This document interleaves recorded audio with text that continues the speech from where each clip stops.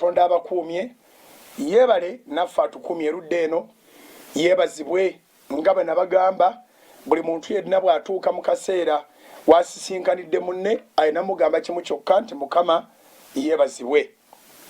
Mukama yebazibwe, Mukama yebazibwe ddala abali mu byalo abali mu bibuga abatuninze Salt FM ku bugazi bwayo yonna abatuninze Salt Television era ku platforms zonna twaliwo platforms gye tutaliiko okuvira ddala ku free to air okutuuka ku DSTV wonna wetuli olw'ekisa kya Katonda era nga tukola omulimu gwa Katonda. Abali emitala w'amayanja mwe temugambika nti oba musiibye mutya oba mwasize mutya tulina bigatamu ne musiibye mutya era mwasize mutya kuba abamu muli mu budde bwa kiro nnyo abalala muli mu misana ttuku sawa y'emisingi wejjira obudde oba tebukwatagana naye tuli wamu nammwe era tukwatagana mu mwoyo era tukkirizanga Mukama atukoze obulungi obutali butono. Mukama yeebazibwe olw'omukka ogw'obulamu olw'ekisa ky'obulamu kye tulina. Bayibuli etugamba nti mu kisa kye mwe muli obulamu. Twebaza abasabi, twebaza abeegayirizi, twebaza abasiibi, twebaza abaweereza ba Mukama abeewaddeyo awatali kwerekereza, abeewaddeyo abeegalira Mukama abakifuulidde ddala ensonga mu maaso ga Mukama nga bw'ogwa maaso ga Mukama mugamba saasira, sumulula ensi yaffe, sumulula amasinzizo, sumulula emirimu, wonya abalwadde. Ebintu ebyo byonna bye tubyogera mu maaso ga Mukama awulira era ogenda okulaba ng'obujulizi gye buli ate gwe obujulizi obusookerwako kubanga ogenda okulaba ng'oli mulamu ng'era ozzemu n'olukeesa ng'era ozzemu n'olukeesa. Buli lwe bukya ku makya tokitwalanga for granted, okitwalanga nti waliwo ekisa kya Mukama ekyenjawulo ekiri ku bulamu bwo. So nze era olunaku lw'empita olukulu mu bulamu bwange n'abantu bentera okubanga tufuna interaction yabanneetoolodde mbategeeza nti bw'oba oyina ekyokulya kirye lunaku lukulu lw'oli omulamu, bw'oba oyina ekyokwambala kyambale lunaku lukulu lw'oli omulamu, bw'oba oyina message giweeyo yogera n'omuntu tomanya gy'anaakomya message eyo lwe lunaku lw'oba oli omulamu. Era bannaffe bangi bagenze mu nsi yonna abaavu abagagga ab'omumakati awo bagenze to the extent nti baziika birindi, baziika mu mass graves.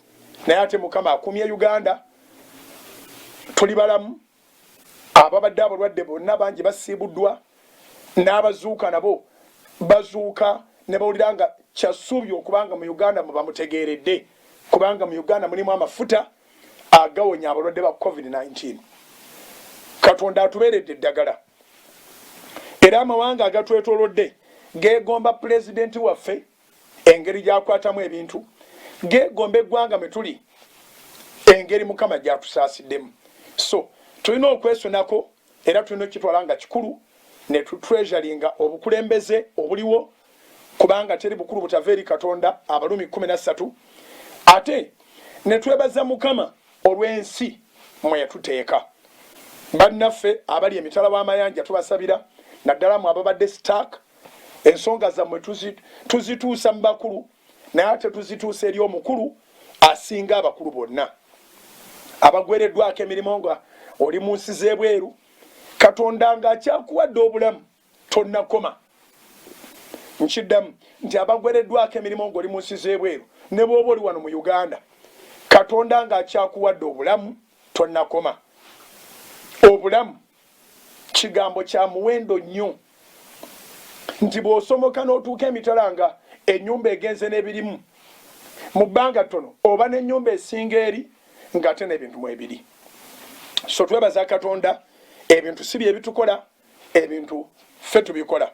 Emirimu si gye gitukola, emirimu ffe tugikola. Bwe guba guweddemu ng'ake kaseera keekonga bwetu bwe tunokitwala. Nzikiriza Katonda nti even after COVID-19 wagenda kubeerawo new beginning eri obulamu bw'abantu abangi ddala. Actually egenda kuba ntandikwa mpya wonna. Ogenda kuddayo ku mirimu ng'oli mupya. emirimu lwaki ogenda kubeera mupya akaseera komaze nga toli ku mirimu ne bw'oba wali tojagala kati watandise okujagala ekibadde kiyitibwa ekirimu ogwali guyitibwa ogulimu kati okayita kalimu kale singa batulese ne tuddayo ku kalimu kaffe so ekyali kitubulamu kati mukama akituwadde mu kaseera ke tubeeredde mu karantini mu kaseera ke tubeeredde mu lockdown nti twali tubulamu okutreasuringa emirimu gyaffe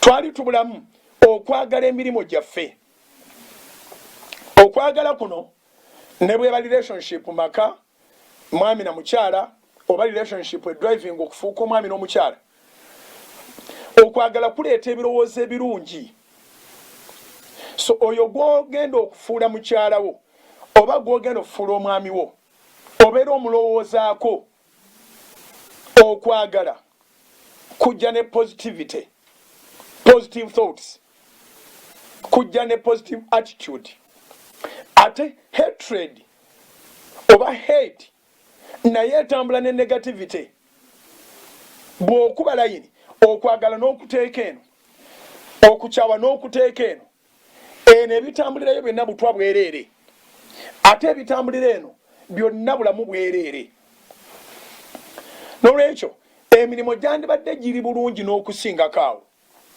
naye abasinga obungi okyogera obadde okyogera nga tolina na nsonyi nti tolina by'okola ate ng'obadde olina by'okola oyonoona budde bwegayaza ne bwaba muganda wo tomukkiriza kujja mu mulimu ogwo ne bwaba mukwano gwo ne baba muntu wo kubanga omulimu mubi nnyo naye bweweetegereza emirimu egyo gye tubadde tuyita emibi kati gitegerekese nti gibadde mirungi gitegerekese nti gibadde gya mugaso gituwaniridde mu mabanja gaffe aga buli lunaku mu mabanja gaffe ag'obulamu bwaffe ne gituliiza emirimu egyo gituliisiza n'olwekyo kati enjawulo emaze okujja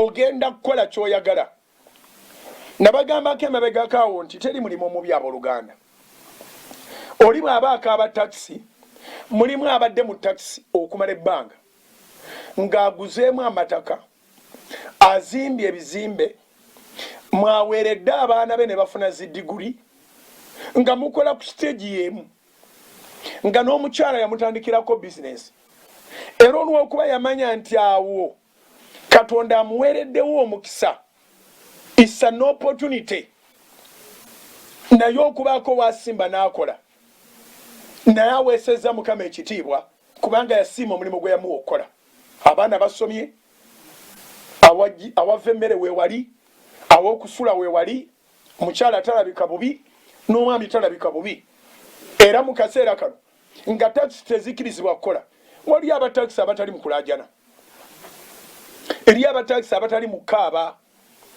naye ekyewunyisa nti ng'ovuga luutuzo ezimu n'omuntu oyo nga muli ku siteegi y'emu nga n'abantu abatula mu motoka gwe mwendo gw'otuuza omumwo nga mumalizeeko n'emyaka gye gimu naye nga gwe olw'okuba omulimu wagunyooma omulimu tewagussaamu kitiibwa tewalaba nga Katonda akuwadde omukisa era weemulugunya kabe kasinge nga n'obuyigirize bwe tebusukkawo awo era awo wandibadde obeera so sigamba nti wandibadde obeera accidentally wabula wandibadde obeera Katonda bwe yateekateeka omukisa gwo okutuuka ng'okkiriza nti omukisa gwo guli awo okitegere kye ŋŋamba so ng'omaze ebbanga lyerimu naye muntu munno naye nga ggwe oli mu muzigo abaana basomera mu masomero mabi tebamalaako okusoma mukyala wo talina mulimo oba bw'aba alina omulimu yalabirira n'abaana nga ggwe oli mu takisi naye nga tozifunangamu kalungi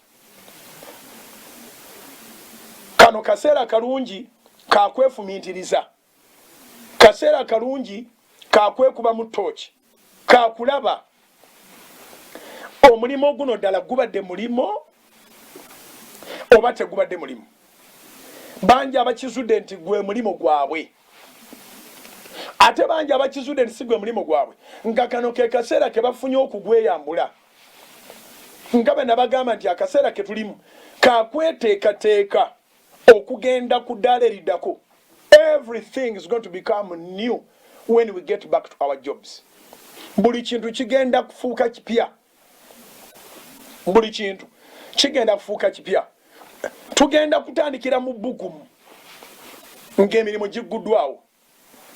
Tugenda kutandikira mu bbugumu to the extent nti bakasitoma bagenda kuweebwa ekitiibwa. Kubanga tugenda kuddayo nga tuyina obwetaavu. Ng'oyina amalibu mangi ageetaaga okuzibikira. Ogenda kuba oyina amabanja mangi. Bakasitoma bwali ojerega ogenda kuddayo ng'osaamu ekitiibwa alabika obulungi n'alabika obubi. Kubanga ogenda kubanga oyina obwetaavu. Era nze nzikiririza ddala things are not going to be the same. Naye nzikiririza ku positive side nti ebintu tebigenda kubeera kyekimu kubanga tugenda kubiwa value. Emirimu gyaffe gigenda kuweebwa value. Buli muntu ekintu kyateekako emikono gye agenda kukiwa value. Ebibadde bitwononera obudde tukizudde nti osobola okubeera omulamu nga tebiriiwo. Tukizudde nti osobola okusiiba ewaka n'otagenda mu betting go wa boda boda. Sente ze mukolerera ate batwazi. Tukizudde nti osobola okubeera ewaka n'otagenda mu mwenge. Tukizudde nti osobola okubeera ewaka n'otagenda mu bwenzi. Tukizudde nti osobola okubeera ewaka n'otagenda mu bintu ebikwononera obulamu ne ssente. Era kati buli muntu agandi singa ziri ze nali nteeka eri nali nziteeka wano.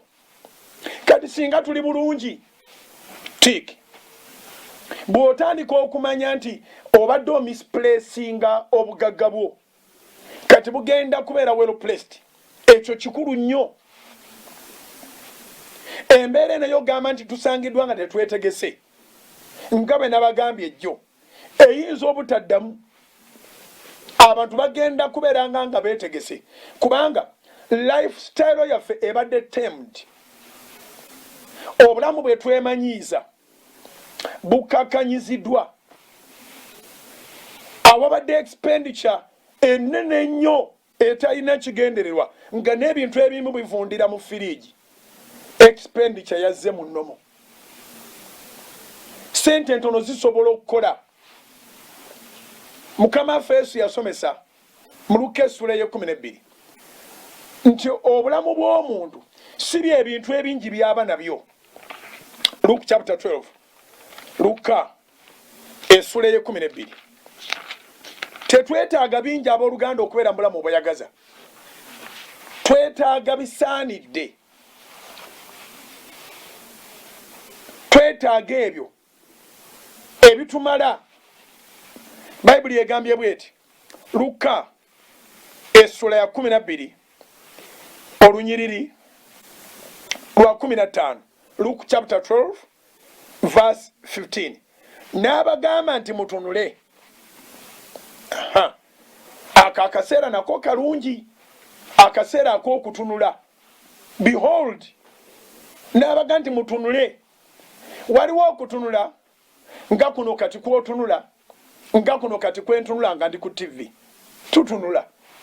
Naye ekibuzo kiri nti olaba ki? Naye bw'agamba mutunule aba ategeeza amaaso ag'obwongo, amaaso ag'omwoyo, amaaso agasingako okugana amaaso ge tulina. Gana amaaso tegalaba kusukka w'otudde awo. Naye ate waliwo amaaso gagamba nti mutunule nga galengera emyaka mu maaso. Amaaso gali agalengera nti bwe tunaaba tumazeeko kalantiini kinaaba bweki ne bwekiti ge maaso gagamba tutunuze. Kati n'agamba mu Luka essula ya 12 onyole 15 n'abagamba nti mutunule koma. Mwekuumenga okwegomba kwonna. Mwekuumenga okwegomba kwonna. N'agandi kubanga obulamu bw'omuntu si byebintu ebingi byaba nabyo. Kubanga obulamu bw'omuntu si byebintu ebingi byaba nabyo. Amakulu gaakyo nti osobola okubeerawo nga tolina bintu bingi. Era tukitegeredde mu karantini muno, tukitegeredde mu kafyu gye tulimu, nti osobola n'okubeera ewaka nga obudde bukyali, n'otogenda mu masanyu gano ne gali agayinza okuba nga gakendeeza ensawo yo nga gakendeeza obulamu bwo. Newankubadde nga mukyalimu empulunguse, naye abangi bayize, abangi balabye. Life does not consist in the abundance of the things that a man possesses. In other words, the people who had possessed a lot, they have passed on. Amawanga agalina ebintu ebingi, abantu bago bafudde. Weetaaga okuba n'ebintu kituufu, naye weetaaga okuba n'ebintu ebikumala. Nababulirako essaala ya Naggagga era Kalimagezi gye njagala nziremu njogereko olwaleero. Essaala y'omusajja ayitibwa Sulemaani eri mu Ngero essula ya 30. Engero, Proverbs chapter 30. Nga bw'obikkulayo tuyinza okubeera mu bulamu obuli flexible. Ate era tuyinza okusiima ekyo Mukama kyabadde atuteeka mu ngalo.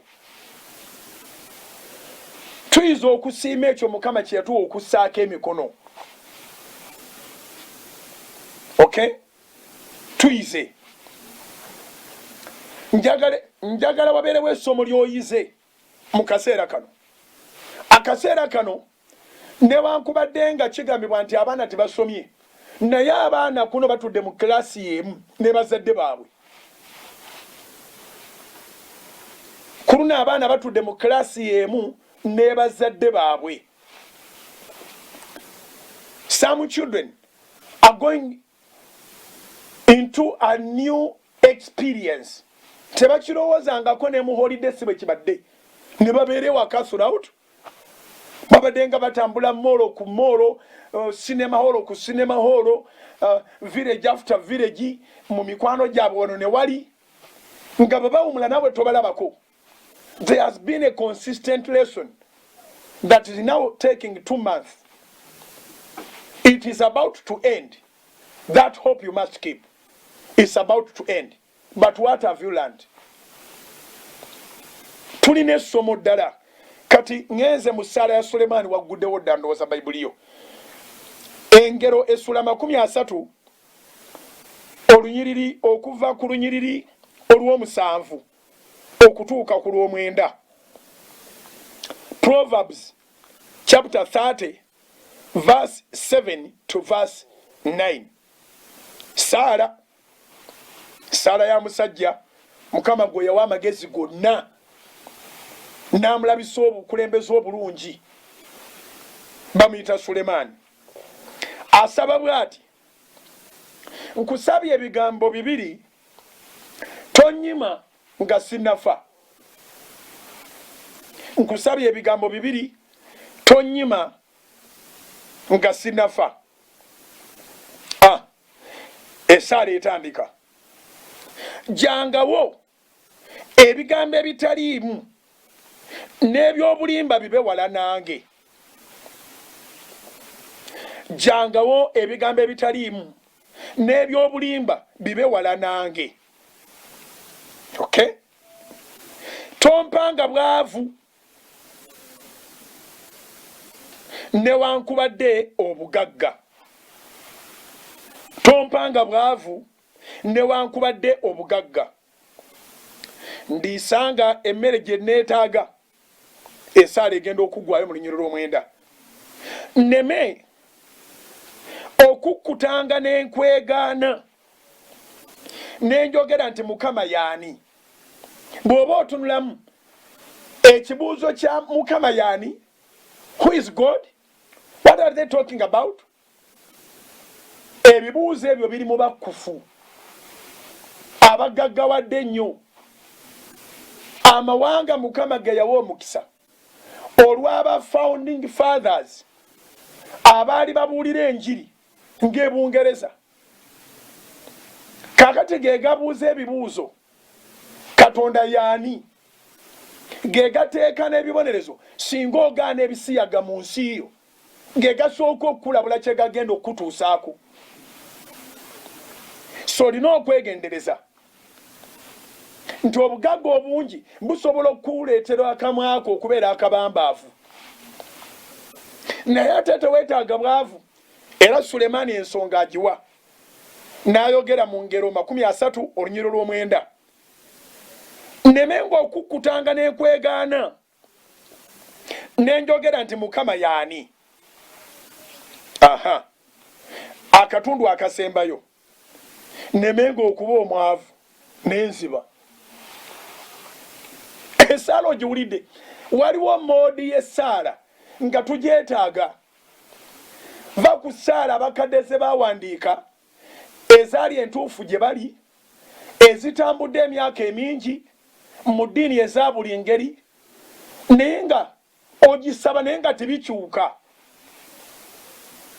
Kati Sulemaani essaala gye yasaba olwaleero ekyali y'amaanyi nnyo, era buli agisaba ng'agitegeeza okuva ku mutima gwe. Bw'anaava mu kalantiini eno, Katonda alina kyagenda omukolera. Nnemenga okuba omwavu n'enziba, n'enjogera obubi erinnya lya Katonda wange.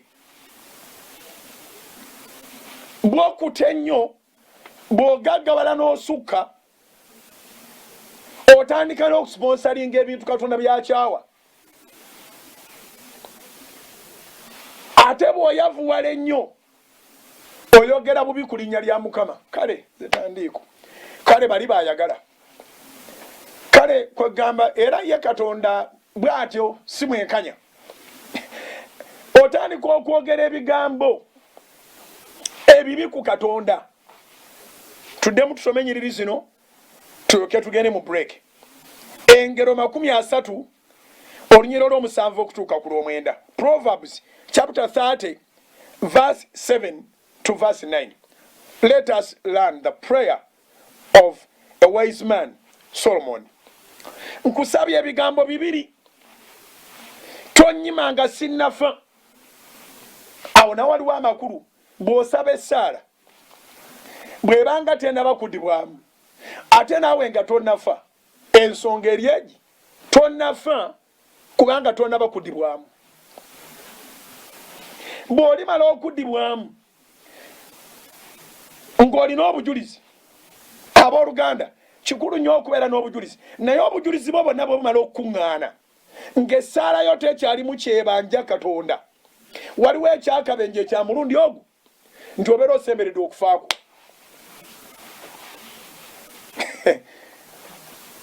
Atanaba kudibwamu, ekyo nakyo kikyawaniridde obulamu bwo.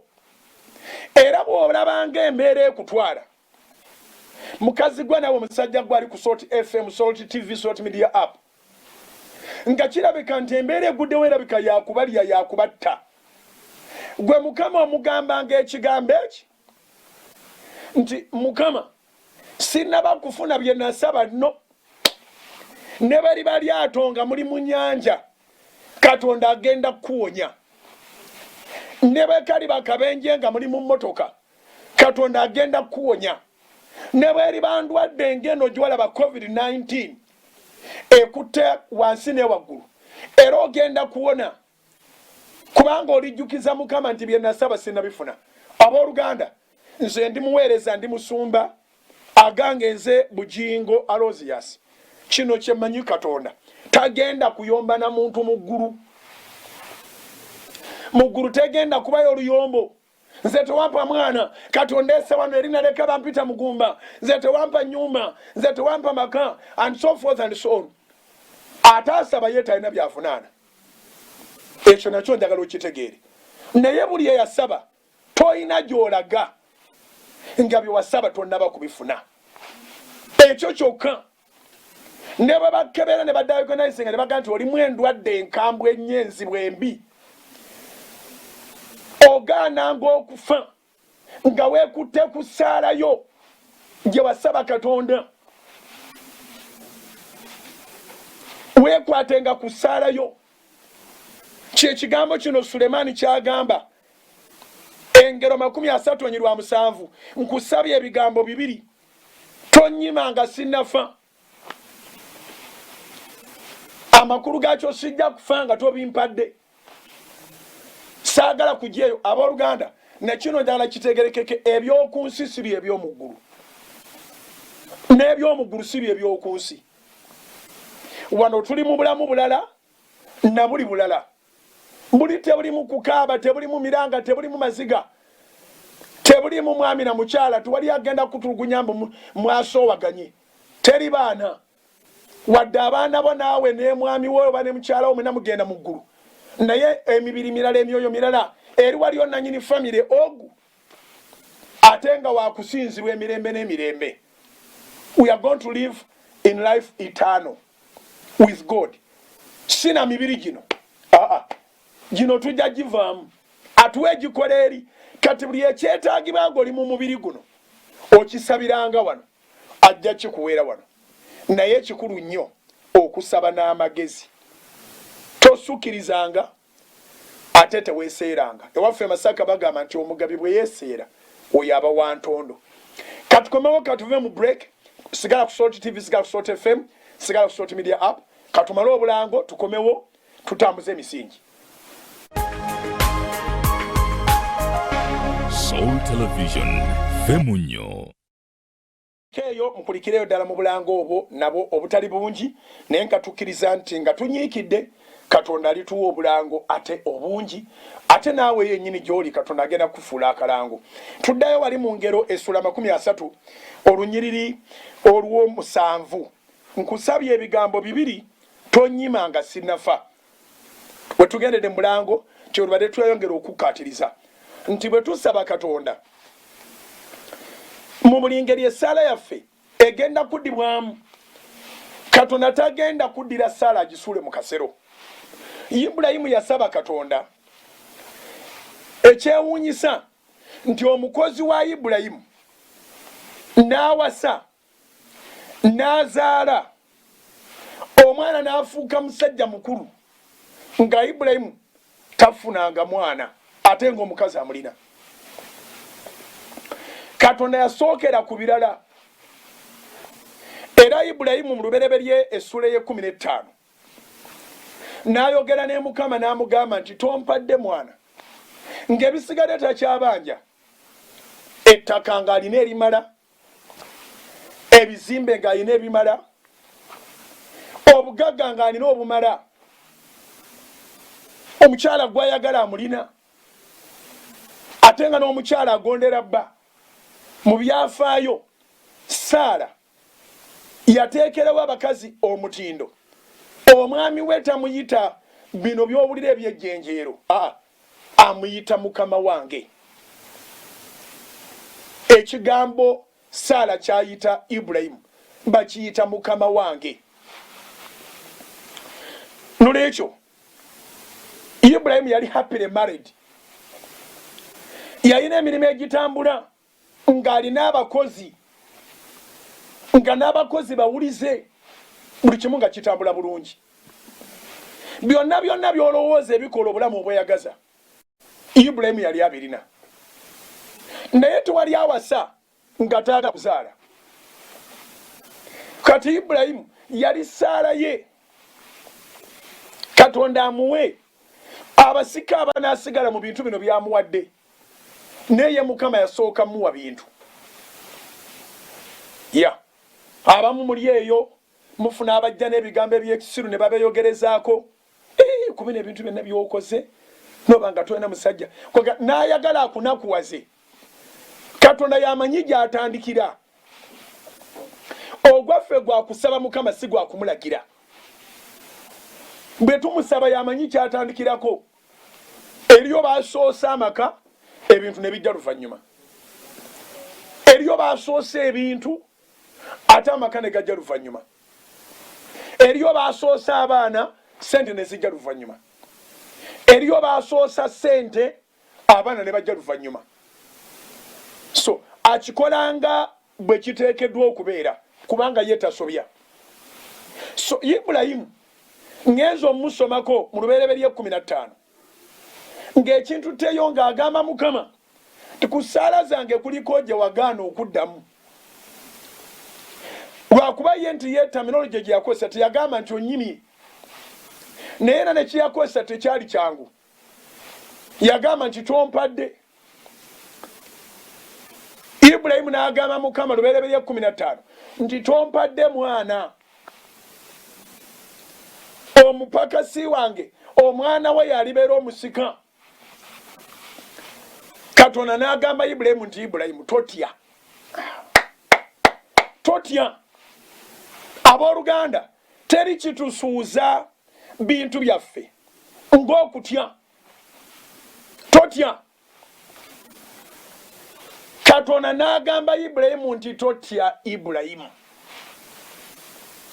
nze empeerayo ennene totya Ibulayimu nze empeerayo ennene era laba mukazi wo Saara ali kuzaalira omwana ow'obulenzi Katonda tatrashinga Saara ye Katonda ataddira Saara ya muntu n'agisuula mu kasasiro bw'osaba totya nyina enjiri gye nteekateeka gye njagala okubuulira eva wali mu Basessalonike ekisooka essula 5 we tuva awo ku lw'ekumi kutuuka ku 28 naye waliwo olunyiriri awo olugamba nti mugezengako ebintu byonna munywerezenga ddala ekirungi nja kujja ndusomeseeko nkyalusitadinga omwoyo omutukuvu akyampa ekigambo okuvaawo nkyafuna okubikulirwa era nkyakugatta wamu naye mu byenja okusomesa kwe kutegeeza nti gezaako mu bigambo byonna onywerezenga ddala ekigambo ekirungi naye njagala kugamba olwaleero era njagala okinootinga okiwandiike okiscreeninge osobola okiteeka ne ku status yo n'omulala asomako ayige ebintu byonna mu nsi tugezaako bugeza okay eyo gye tuva ne tukwatayo ng'enjogera yammwe n'olwekyo eyalemererwa kye yasinga okulemwa yalemwa kugezaako gezaako naye kino ekintu kyengenda okugamba kyo tokigezaako nkwegayiridde kyo kikole bukozi kinyweze obulamu bwo bwonna togezangako okubeera na ssuubi kiwandiike mu lulimi lwo olukwanguyira oba osobola okukyusa statement nedda mu luzungu togezangako okubeera na ssuubi beeranga bubeezi naki na ssuubi ebirala byonna byakugezaako nga bwe ŋŋambye naye mu kubigezaako tukwatayo onyigali ne peesa n'onyiga lino n'onyiga liri okukakana ng'onyize kweri Omukama lyakuteekerateekera naye togezangako okuba na ssuubi essuubi beeranga bubeezi nalyo essuubi kiteekwa kuba kitundu kya bulamu bwo oteeka okusuubira n'abatasuubirikikika ne baba bakusudde mu kinyanga kiwanvu beera n'essuubi Yusufu baamusuula mu kinyanga kiwanvu mu kinnya abayitawo bonna tewali akulaba naye Yusufu teyasuula ssuubi kubanga yalina ekirooto era ky'omulaba nga obulamu bwa Yusufu tebwalinako bantu we yeemulugunyiza era yasigala nga agenda maaso wadde akola buddu wadde baamutunda abeere slave kubanga yanyweza kye bayita essuubi era Yusufu enjala emale n'egwa mu nsi yonna baganda be ne bajja n'abalaga nti kye baamukola kyali kitundu ku ebyo ebiteekwa omukolebwa alyoka afuuke kye yafuuka. Era n'abagamba temwekola kabi. Nze muganda wa Yusufu gwe mwatunda. Buli omu ng'anoonya kwefumita kiso ku mutima n'abagamba no. Yali paati ya process. Ebikukwata ne bikunyugunya eno ne bikunyugunya eri ne bikunyigira ku kisenge tebiteekeddwa kunyiga ssuubi lyo. Yusufu ng'akyalina essuubi bennyini abamusudde mu kinnya baamugjayo ne bamutunda. Muganda we mukulu waabwe yagenda okudda nga bano bamutunze n'awulira bubi naye at least yali akoze paati ye etaasa obulamu bwe kubanga original plan baganda ba Yusufu baali baagala kumutta because of the vision. Baali baagala kumutta olw'ekirooto olw'ebirooto bye yali alina naye yanyweza essuubi. Abawarabu abasuubuzi b'abantu ne bamutwala ne bamutunda e Misiri ewa Potifari naye ng'ali hopeful. He was full of hope. Newankubadde nga bye yali akola byali bya mu nsi ya buddu ng'alina essuubi. Tamanyi ddirwa ekirikolebwa naye amanyi kijja kukolebwa. Ekintu kyokka ky'otateekwa kugezaako nkugambye baliyita ssuubi. Essuubi toligezaako. Essuubi liteekwa okuba nga bw'olina omutima gwo. Omutima gwo bwe gusirika ng'obuzibu buzze. N'essuubi lyo bwe lisirika ng'obuzibu buzze. So Yusufu yanyweza essuubi. Mukama we ow'omu buddu n'atuuka okwatula nti mpeereddwa ebisibo bino byonna n'omukisa guno gwonna kulwa muddu gwe musajja gwe. Era n'awulira ng'amwagala. Ky'oba olaba nga naye muka Potifari bwe yagezaako okulaga nti Yusufu yabadde amukwata tekyayingira mu mutima gwa Potifari. Kooti yatuula abadde ow'okuteekerako awo ku firing squad n'agandi bamutwale mu kkomera ery'omunda. Yamanya waliwo ekitagenze bulungi. Abalina essuubi tebamala gaza misango. Abalina essuubi beegendereza buli kye bagenda okukola. Abalina essuubi tebasobola kulya muwula kwesubya nkota. Abalina essuubi libaleetera obuntu bulamu. Mu kaseera nga kano bw'osuula essuubi lyo ng'amaanyi go gagenze. Kale Katonda atusuubira okuba n'essuubi. You must protect your hope. When you are still hopeful, all things are possible. Ebigambo bino ebibiri nange nabulwa ekisinga kinne waakyo amaanyi. Faith and hope.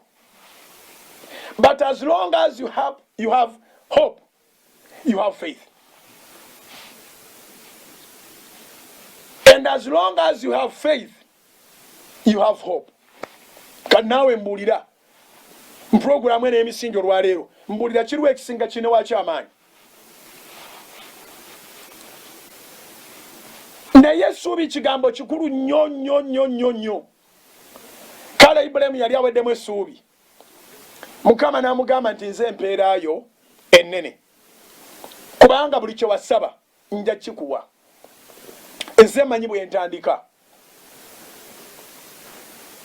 Bw'osoma Lubereberye 15, 16, 17 ebintu bingi ebyakyukiraawo.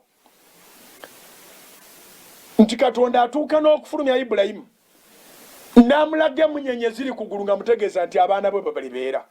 Olwaleero bannange ffenna tuli bazzukulu ba Ibulayimu. Waliwo kye tutuukako ne kitugatta ne tukkiriza nti ffenna tusibukaawo. Abasiraamu bakkiriza nti bazzukulu ba Ibulayimu. Erinnya balituuma. Abakristaayo bakkiriza nti bazzukulu ba Ibulayimu.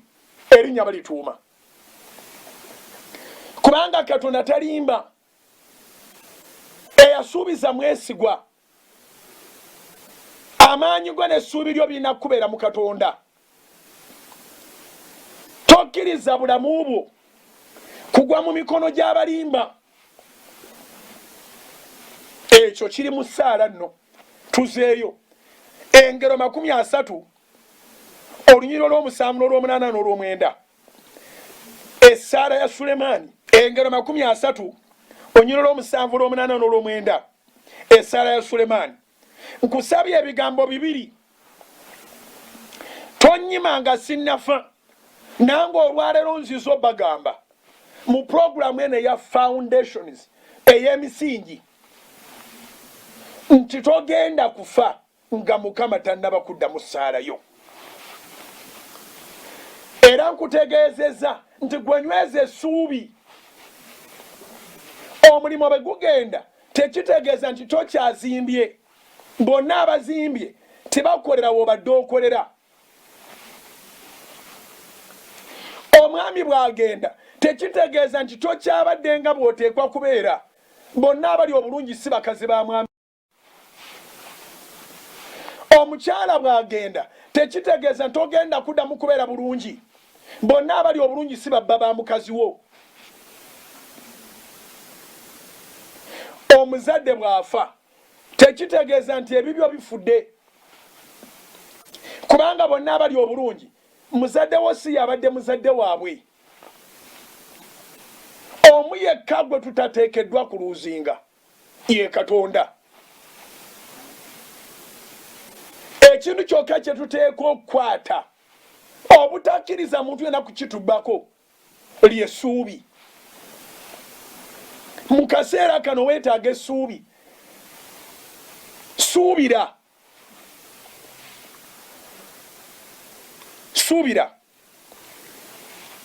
engero 30 olw'omusanvu n'olw'omunaana n'olw'omwenda nkusabye ebigambo bibiri tonyimanga sinnafa jangawo ebigambo ebitaliimu n'ebyobulimba bibe wala nange teri kintu kimalawo ssuubi abooluganda ng'okulira n'abantu ab'ebigambo ebyobulimba ng'okulira n'abantu ab'ebigambo ebitaliimu ebigambo ebitaliimu kitegeeza ebitaliimu nsa ebigambo ebitaliimu kitegeeza ebigambo ebitaliimu ssuubi ebigambo ebitaliimu kitegeeza ebigambo ebitaliimu bulamu ekisinga okwewuunyisa nti abantu abatera okutuuza obukuukuulu abantu abatera okutuuza obubiinabiina abantu abatera okutuuza obubondo tebatera kuba na bigambo birimu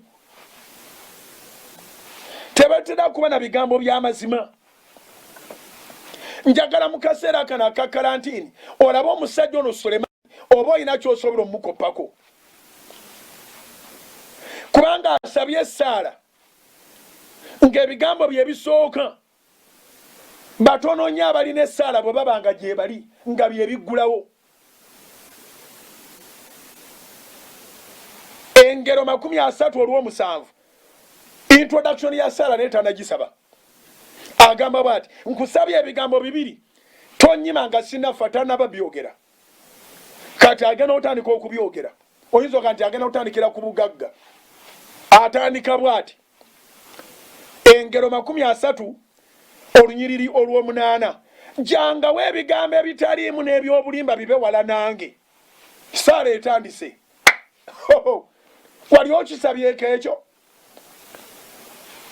jangawo ebigambo ebyobulimba jangawo ebigambo ebitaliimu n'ebyobulimba bibe wala nange kati fe abalina emikutu gy'amawulire egy'empulisiganya minisita wa ICT yasisinkanye ba editors bonna ne UCC nayo yensonga lwaki weeri okutulejuleetinga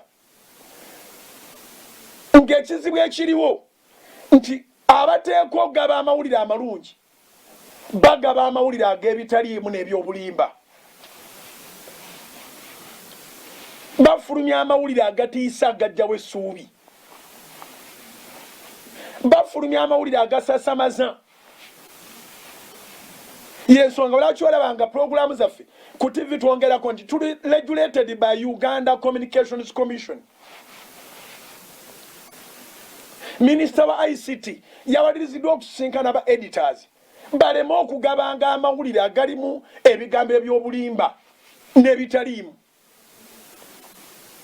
Naye olwaleero mu programu eno ey'emisingi njagala weeteeke mu position olabe Sulemaani ono essaala gy'asaba obanga ogyetaaga mu bulamu bwo kubanga bannamawulire emikutu gy'amawulire gino gyonna gye tummanejinga ekizibu naffe kye tusanga nti nammwe abali eyo temulina knowledge eno ey'ebigambo eby'obulima n'ebitalimu okubabeera ewala mwagala bya bulimba era mwagala bitaliimu nze ndi reality preacher abantu baagala bifudde abantu baagala bya bulimba abantu baagala bitaliimu era mu mawanga agayitibwa ag'abaavu oba amawanga agagambibwa mbu gakyakula naye nga gastrugglinga nnyo teri kibalemezaayo nga kwagala negative information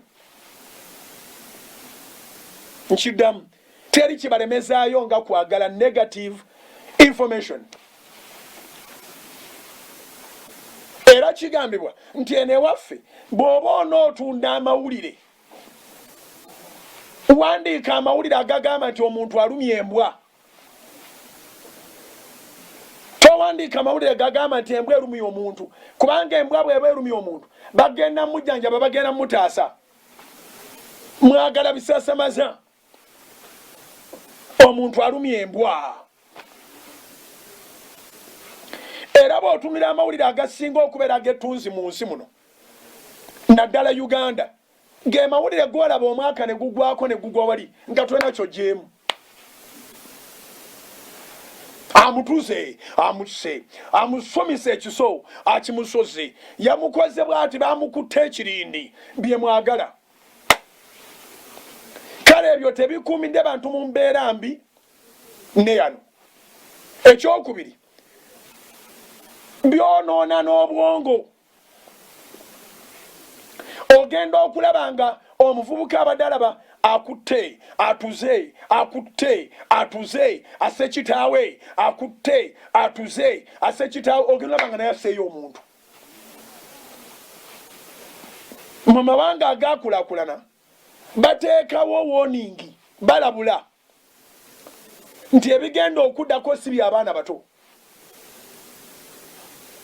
sigamba nti baba baleeta buseegu naye bye baba baleeta biri violent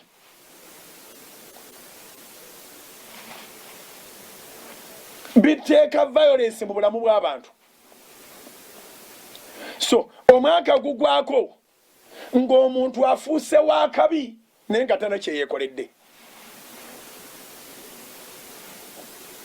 okitegedde kati eno essaala njagala tugiyige tugisabe mu kweteekateeka kwe tweteekateekamu nga tuli mu karantini mu kweteekateeka kwe tweteekateekamu nga tuli mu lockdown nga tugenda okukifuluma kino kyonna we tukifulumira eno eteekwa okuba nga yessaala yaffe ate tuteeke ne mu nkola buli lw'ogambanga nti jjangawo ebigambo ebitalimu n'ebyobulimba bibe wala nange amakulu gaakyo nti naawe weewadde mandate to run away from them nkiddamu bw'ogambanga mukama nti jjangawo ebigambo ebyobulimba n'ebitalimu bibe wala nange kitegeeza nti kitandikira gy'oli bayibuli eyogera mu kitabo kya Matayo essula ya 18 olunyiriri lwa 18 ezo tosobola zeerabira. It's a great combination. Matthew 18:18 Matthew 18:18 Matayo 18:18 nja kugisoma mu version zombi ey'oluzungu egamba bweti whatever you bind on earth shall be bound in heaven. Ey'oluganda egamba bweti nti buli kye mulisiba ku nsi ne mu ggulu kirisibibwa. Amakulu gaakyo nti bwe tugamba Katonda kye twagala tutandikirawo okukikolako gye tuli eno. Obanga oyagala Katonda ajjewo ebigambo eby'obulimba naawe weewala okubeera ku soosi yaabyo. Kyena bagambye mulankyawa nti okusinga okufuluma mu karantini muno, okusinga okufuluma mu lockdown eno, nodda wabweru ne mujjaazinga n'abantu abatalina ssuubi, aboogera ebigambo by'okufa by'okudda emabega twahwa tuweireho tuwedde abo wakiri osigala mu nnyuma ne baga nti owoomwo wamalala owoomwo yeepanka owoomwo taasosietinga n'abantu naye nga tebakwonoonedde birowoozo byo obudde bw'emisingi budduka naye okitegedde Matayo 18:18 agamba bw'ati buli kye mulisiba ku nsi nga n'eggulu kisibibwa bw'ogamba Mukama nti jjangawo ebigambo ebitaliimu n'ebyobulimba bibe wala nange naawe byesende naawe byesaleko naawe byekutuleko mu nsi muno ekigambo ky'okudduka mu ekiri era Bayibuli egamba nti omutuukirivu bw'alaba akabi adduka omutuukirivu bw'alaba akabi nga kajja adduka naye omubi yeeyongera bayongezi kagwamu so abasinga obungi wandibadde great emyaka gyo giringa egiri wasted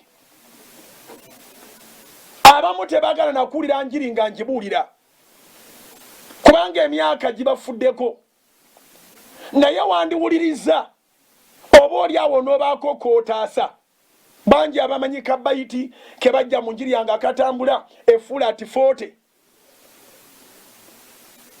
myaka ano okyali mu muzigo naye watandika okuwulira ebigambo eby'obulimba n'ebigambo ebitaliimu nga wakayingira omuzigo awo mu R20s ennyumba nzibu okuzimba amasanyalaze mazibu okusasula amazzi mazibu nnyo poloti tezigulika dodadadadada n'owuliriza gasi oyo n'olwaleero oyina abaana benkana naawe mu muzigo kubanga walira n'ebigambo eby'obulimba n'ebitaliimu gwani yakulimba naawe gwe babadde bakirimbye ali mu nju y'abandi empangise nti landiroodi yakupangisa ennyumba naye amasanyalaze n'abanga yagakusasulira bw'owulira nti ennyumba nzibu naye ng'ogipangisa kitegeeza nti bali mu kukolamu magoba bw'owulira nti amasanyalaze mazibu naye nga gaaka kitegeeza nti bali mu kukolamu magoba ekisingako kwe kwewaayo n'ogamba sijja kuwuliza bintu ebyo bwe kiba kisoboka beera mu abo abeewulira be boogerako nti beewulira oyo ayina amalala tanyumya n'abantu abantu aboogera ebitagenda kugattako si bantu gy'oli maliriza abantu aboogera ebigambo ebitakuteekako ttaffaali ebitakuzimba si bantu gy'oli bantu eri Katonda yabatonda bafuneyo abalala naye gwe tuweetaaga abantu abo aboogera eby'obulimba aboogera ebitaliimu tobeetaaga mu bulamu bwo Sulemaani ayogera mu ngero 30 nti jjangawo ebigambo ebitaliimu n'ebyobulimba bibe wala nange tompanga bwavu newankubadde obugagga ndiisanga emmere gye neetaaga nneme okukkutanga n'enkwegaana n'enjogera nti Mukama yaani era nneme okuba omwavu n'enziba n'enjogera obubi erinnya lya Katonda wange ayagala okwatula obulokozi ddamu ebigambo bino gamba nti Yesu olunaku lwa leero nzikiriza nti Katonda mulamu era nzikiriza nti oli mwana wa Katonda wafa n'ozuukira ku lwange wansasulira ku musaalaba Gologoosa ebintu byonna ebyandimbonyabonyeza wabimpangulira nzikiriza n'omutima gwange okuwebwa obutuukirivu era njatula n'akamwa kange nti ndokose sangula amannya gange mu bitabo by'okufa mu bitabo by'okugenda mu geyeena mu kubonaabona mu bwavu naye mu kufa nga ndi muto amen kati oli mulokole amannya go gawandiikiddwa mu kitabo eky'obulamu yongera okunyiikirira Salt Media, Salt FM, Salt TV, Salt Media app ate era bino nga biwedde bwebanga ekkanisa yaffe ekuli wala genda mu kkanisa yonna ey'abalokole ekuliraanye obeyanjulire obagambe ndi muganda wammwe nalokookera ku Salt Media. Mukama akuwa ekirabo eky'omwoyo omutukuvu ayongere okuzimba ateekewo distance abooluganda korona akukwata lwa butaba na distance n'obwavu nabwo bukwata olw'obutaba na distance. Embeera embi etulemerako olw'okugaana okusalawo okwedistansinga ku bantu aboogera ebigambo ebitaliimu era eby'obulimba. Katonda tasobola kuteeka mu mulembe mwatagenda kukugabiririra. Ate na kino kitegere, talina bwakugabirira ng'ate omuli wala. Duka eby'obulimba, duka omulimba Setaani, sembera nnyo mu mikono gya Mukama ne mu mpya ze. Ekisa kye kibeerenga nammwe. Nga maliza emisingi gya leero, ekisa kya Mukama Yesu Kristo n'okwagala kwa Katonda n'okussa ekimu okw'Omwoyo Omutukuvu bibeere naffe ffenna n'eri abooluganda bonna emirembe gitaggwaawo. Amiina. Mbategeeza nti olw'okutandwa wiiki eno night prayer yaffe mu wiiki eno esoose mu kisiibo. Night prayer yaffe ya Lwakutaano luno Musumba Mutawa yagenda okusookawo ku ssaawa 4 ng'amawulire gawedde ku TV ku radio program y'omwana w'omwami Lumunga ewedde, ate then nange nzirekaawo, then Kasaaya akeese. Friday eno night prayer ne munno mugambe yenna gw'oba otemezaako ky'oba okoze kiba kya bbeeyi. Mukama abakuume. Amiina.